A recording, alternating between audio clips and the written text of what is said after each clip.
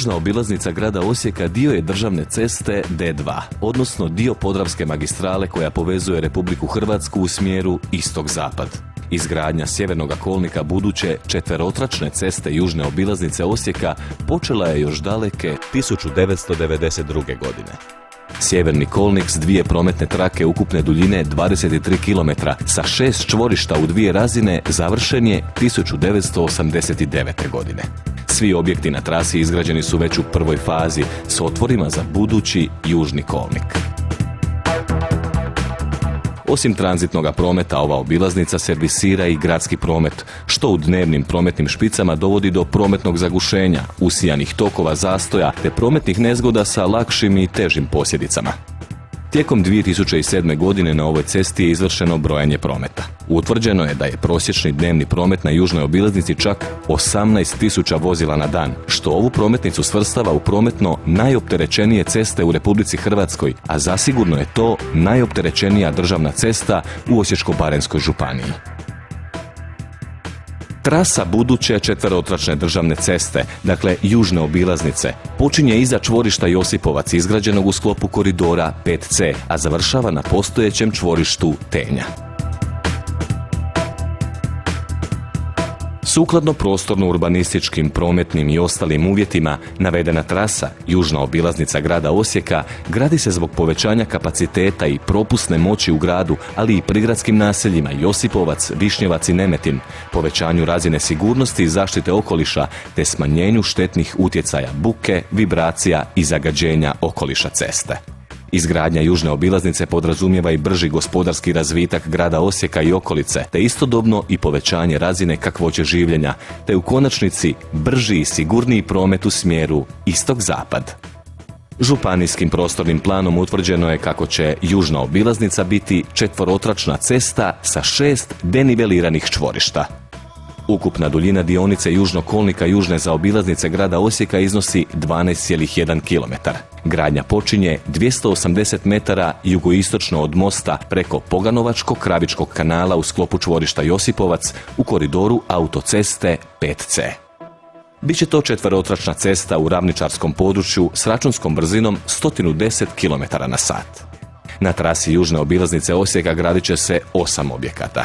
Biće to poljoprivredni prijelazi Josipovac i Višnjevac, zatim most preko kanala Crni Fok, podvožnjaci Filipovica i Vinkovačka, nadvožnjaci Bosutsko i Trpimirova, te jedan potpuni prostorni zid duljine 240 metara, visine 2,5 do 6 metara.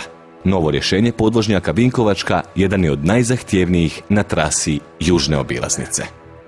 Postojeći će se ukloniti, a bit će izgrađen novi s 4 vozna traka kolnika, te pješačkom i biciklističkom stazom. Biće to 2 nova objekta s 3 nova otvora.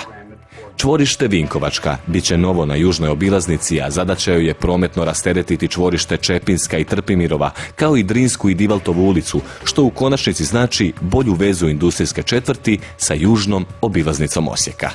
Uzimajući u obzir značenje ove brze ceste, intenzitet i vrstu prometa u širem okruženju, izvršena je prognoza prometa za projektni period od 20 godina i zaključeno je da se radi o teškom prometnom opterećenju.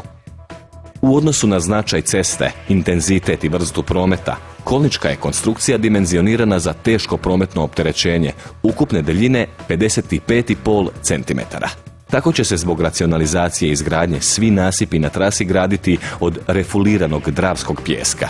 Kao zaštita koristio bi se materijal od iskupa posteljice i skidanja humusa. Dosadašnja iskustva u izgradnji zapadne obilaznice primjenom dravskog pijeska potvrdili su kvalitetu toga materijala uz vrlo izraženi ekonomski učinak. Odvodnja na trasi bit će izvedena otvorenim i zatvorenim sustavima. Zatvoreni sustav odvodnje izvodi se u vodozaštitnom području crpilišta Vinogradi te na čvorištima. podrazumijeva izvedbu betonskih rigola, slivnika i revizijskih okana povezanih cijevima do uljeva u recipijente preko mostolova i hvatača ulja i masti. Cjelokupna dionica za obilaznice od čvorišta Frigis do čvorišta Tenska, uključujući sva čvorišta, bit će osvjetljena novom javnom rasvjetom.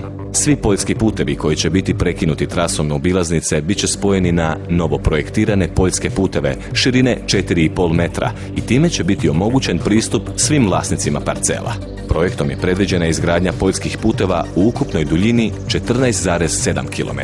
Mjere zaštite okoliša od negativnih utjecaja bit će provedene u skladu sa zakonskim odredbama Republike Hrvatske. Tako se u cilju sprječavanja štetnog djelovanja buke na okolni prostor za obilaznicu ugrađuju posebni paneli za zaštitu od buke, a cijeli pojas uz obilaznicu bit će hortikulturno uređen zatravljivanjem, sadnjom ukrasnog grblja kao i izvedbom obostranog drvoreda.